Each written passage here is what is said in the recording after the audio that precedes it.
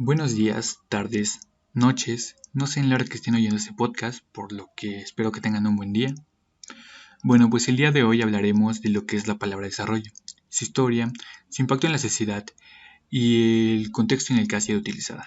Bueno, empecemos. El concepto de desarrollo, desde una perspectiva analítica, profundizando los sentidos del término y sus diferentes usos y su recorrido histórico.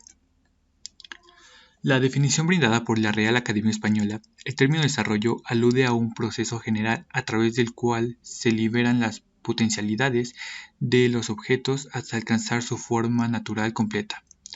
Es decir, deben entenderse por desarrollo a las acciones y efectos desarrollar y desarrollarse y por desarrollarse. El aumentar, el perfeccionar y el mejorar a algo o a alguien.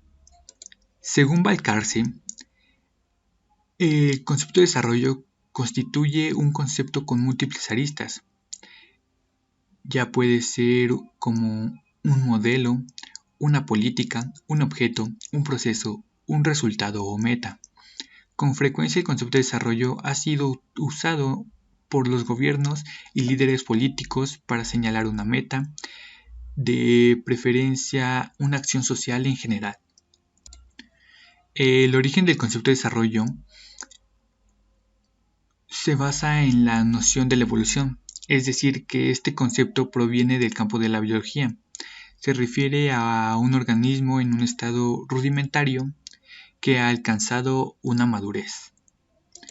A lo largo de la historia, el concepto de desarrollo ha tenido diferentes conceptos en distintos campos. Por ejemplo, desde un punto de vista económico, es el incremento sostenible de la capacidad de productividad, el aumentar y la mejora de distribución de la riqueza. Desde un punto de vista social, atiende a las necesidades básicas de la población y la ampliación de las oportunidades y capacidades para que las personas se puedan desenvolver en los ámbitos de su vida cotidiana.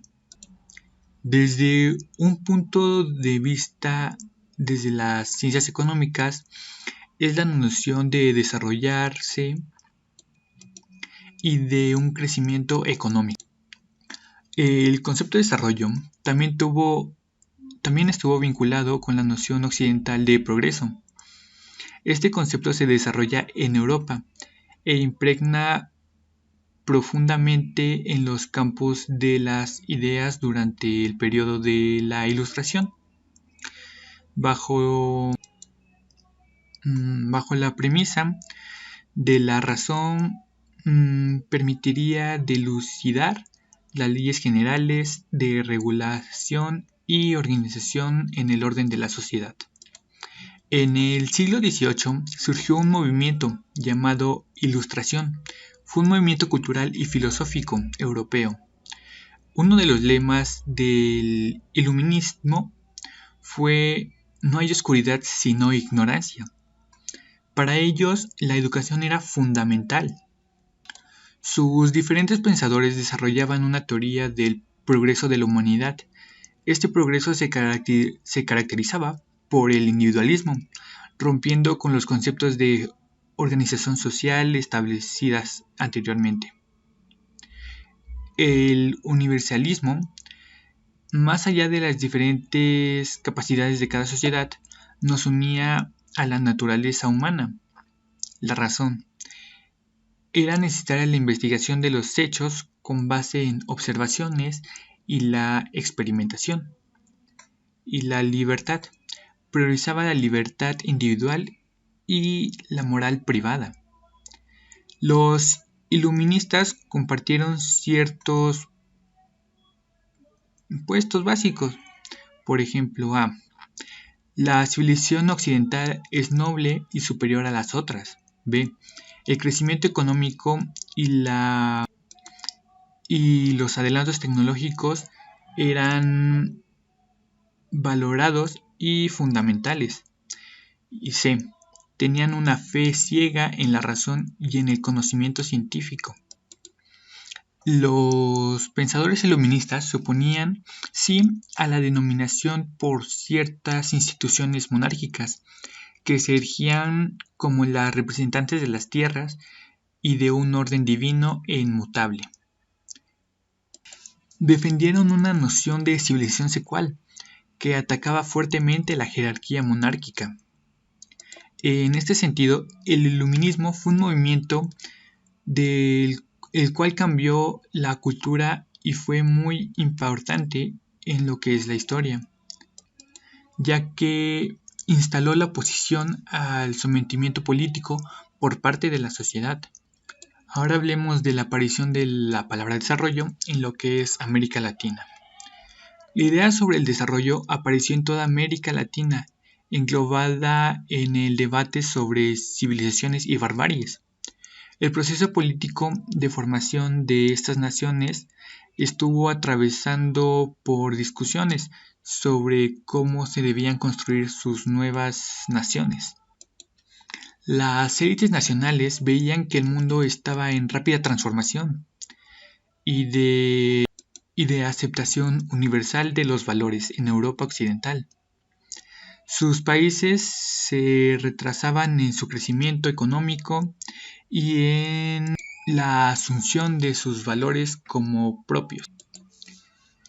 La ideología del progreso impulsaba a los sectores dominantes, reflejaba la admiración y la obsecuencia de las élites criollas para las clases medias y dominantes en los países centrales, hacia los cuales Latinoamérica exportaba materias primas y productos agropecuarios, y desde los cuales importaban tecnología y manufactura. En América Latina, donde civilización se asociaba como un sentido colonial, el tratarse de un término acuñado a legitimidad de avances ideológicos, económicos, políticos y culturas de clases dominantes. Las élites imponían estos conceptos como una idea a seguir, tratando un recorrido lineal en una carretera de la historia de las nuevas naciones que intentaban imponer un cambio evolutivo. Las civilizaciones lo consideraban como una etapa positiva y superior a la historia de pueblos ordinarios preexistentes. Concebido en términos etnocéntricos como el obstáculo para el desarrollo y una cultura que en consecuencia había que combatir. El concepto de desarrollo aplicaba a la economía no hasta finales de la década de los 40 que se popularizó. El comienzo de la distribución general del concepto aplicado a la economía y a la sociedad solía asociarse al discurso del presidente de los Estados Unidos de América, Henry Truman, en 1949. En ese discurso, Truman hace referencia a vastas regiones del planeta como un mundo subdesarrollado y convocaba a las personas a combatir esta situación en el marco de la lucha internacional contra el comunismo. Independientemente del interesado paternalismo estadounidense, en el marco de las naciones estaba lo que era la naciente Guerra Fría. A partir de ese momento, los conceptos de desarrollo y subdesarrollo comenzaron a ser utilizados regularmente por las organizaciones internacionales y subsecuentemente en los estados nacionales, como un término explicativo de las diferencias principales socioeconómicas y de la crecimiento en las distancias entre los países ricos del norte y los países pobres del sur. A finales de la Segunda Guerra Mundial, Estados Unidos era una máquina productiva, formidable e inalcanzable, sin precedente en la historia.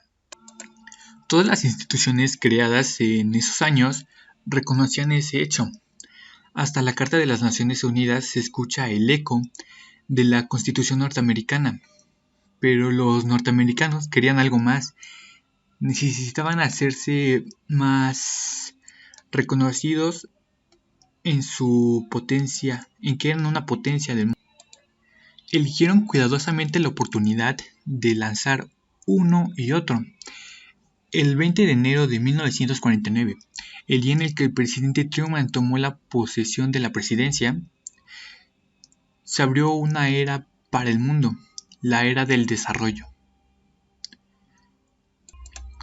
Debemos emprender, dijo Truman, un nuevo programa, audaz, que permita que los beneficios de nuestros avances científicos y nuestros progresos industriales sirvan para la mejoría y el crecimiento de las áreas subdesarrolladas. El viejo imperialismo y la explotación para beneficios extranjeros no tiene ya cavidad en nuestros planes. Lo que pensamos es un progreso de desarrollo, basado en los conceptos de un trabajo justo y democrático. Ese fue su discurso de asunción a la presidencia de los Estados Unidos en 1949. Expresó claramente sus ideas y sus ambiciones sobre la expansión de Norteamérica. Bien, ahora hablemos de la teoría del desarrollo.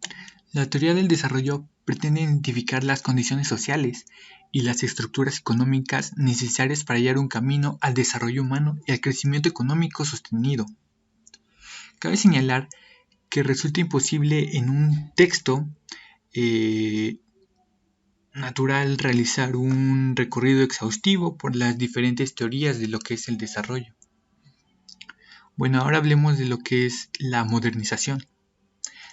La teoría de la modernización surgió en los años 50 y se desarrolló en la siguiente década. El contexto surgimiento de esta teoría nos dio mucho sobre su lógica de pensamiento. La teoría fue presentada en un ensayo en 1956, en un momento que se libraba una batalla entre Estados Unidos y la Unión Soviética, las dos superpotencias en ese momento, por quienes brindaba más fondos de ayuda a los países del tercer mundo. Esto lo hacían con el fin de aparentar darles a todos los países las mismas oportunidades. Explicaban las ventajas de los países desarrollados, ofrecían una vía clara para el progreso, identificaban las necesidades para avanzar hacia las virtudes occidentales, sugerían reconfortantemente que los países comunistas seguían de hecho las recetas occidentales. El argumento central de la teoría de la modernización sostenía que para que los países subdesarrollados alcancen un nivel industrial y prosperidad económica característicos de una sociedad moderna, resultaba necesario que hicieran un cambio profundo en los planos de su cultura, sus valores y de las estructuras sociales. Bueno, pues eso es todo lo que tengo que decir hasta el momento. Es un tema muy extenso, por lo que es un poco complicado resumirlo. Imagino que ese mismo problema tienen mis demás compañeros, así que espero que les haya gustado y muchas gracias por oírme.